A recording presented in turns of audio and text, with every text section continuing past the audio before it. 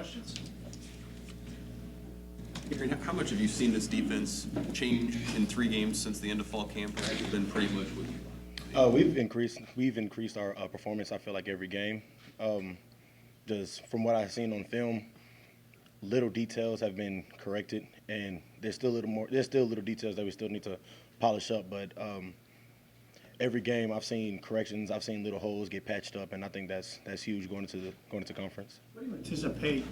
What do you anticipate now that Big Ten play is beginning? I mean, do you think the look and the feel will change of games? I mean, what's your sense of it? I feel like the intensity is going to kick up another notch. I feel like every game, we've seen more and more of our potential, and it has increased our performance. And I feel like going into conference is just throwing another fuel to the fire. It's going to intensify not just our play, but of course the competition is going to get better. So that's what we want. We want to play the best of the best. So we're just kind of really eager and anxious to play.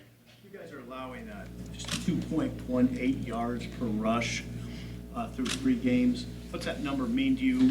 What do you think of? Is that about where you expected? That's too much for us.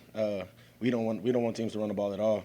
It's going to be a challenge for us this upcoming game because they got some great guys in the backfield, some shifty guys that are pretty fast. So it's really going to be a challenge for us to get our hands on them and get them down. But we take a lot of pride in that number, and we kind of expect to try to keep it low for the rest of the year. Darrion, do you know what the average that Nebraska gave up last year on the ground was? Not at all. It's 5. Why have you guys been able to make such a huge improvement in that area? Man, Coach T has been on our butts about little things.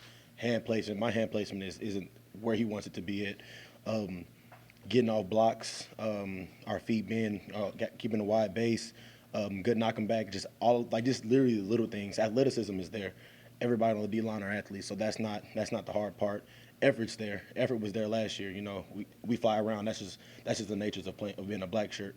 But Coach T really focuses on our technicals and make sure everything is fundamentally sound. And I think that plays a huge role in why we're able to do what we do now. Darrion, offensively, your guys are like 112th or something time of possession. The offense isn't out there very long.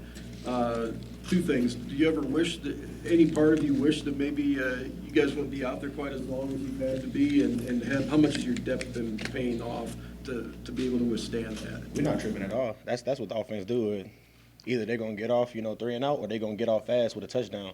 That's just the art and beauty of our offense. They're a fast tempo team, and teams won't be able to hang on, especially going into conference. Like I said, we're gonna kick it up a notch. So our offense is gonna be moving fast, and our depth is phenomenal. Coach Duval did a great job with us in the summer and in the winter, getting us ready for this type of conditioning. And Coach T, he does a good job with us as well. He really pushes us during practice. I feel like as a D-line, we run more than receivers. That's what he has us doing. He has us running from drill to drill, from one side of the field to the other. And I feel like us on the depth wise, we have a good rotation. But going into conference, we got a lot of guys that's gonna see the field and get some snaps. So that's gonna be pretty huge for us as well. Is Coach Tuioti, is the way that he teaches those details and what he focuses on, is that different than what you've experienced in the past? And if so, I guess how would you describe his approach? Coach T, he has experience in special ed teaching, and he kind of takes pride in that because he's able to break it down, for us. And D linemen, they think we're slow, so for him to break it down and bring it to a level where it's literally like white and black, it's huge. And he has a lot of history with like NFL guys, and he shows us a lot of their cut-ups and shows that we make a lot of the same mistakes that they make. So it really gives us confidence that we're literally doing the same thing that the pros are doing. What was your level of pride in your brother when he got that big stop down near the goal line on 3rd down? That's my brother, and it's gonna sound messed up because it's like that's stuff he's supposed to do. You feel me? Like, I've seen him do that my whole entire life. So everybody was like, and I was like, bro, that's a Tuesday for him. You feel me? So like, I'm used to my brother doing that stuff. I was really excited. He made the play, and I think that it was huge for him. And it's just one of those things where it's like, it it puts a vision in our head, and it puts a vision in his head, and he knows that what he can do.